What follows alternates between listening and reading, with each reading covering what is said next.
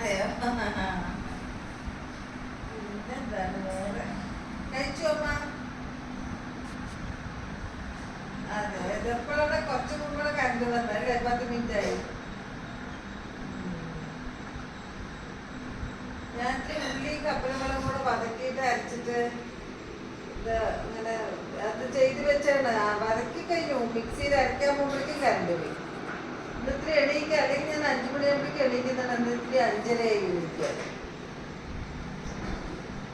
തണുപ്പല്ല, തണുപ്പൊന്നുമില്ല. രാത്രി ഇത്തിരി കൊതു കടിച്ച മാതിരി തോന്നി. അപ്പൊ ഇത്തിരി ഉറക്കം പോയി. അത് കാരണം ഇത്തിരി പുലർച്ചയ്ക്കാണ് ഉറങ്ങിയത്.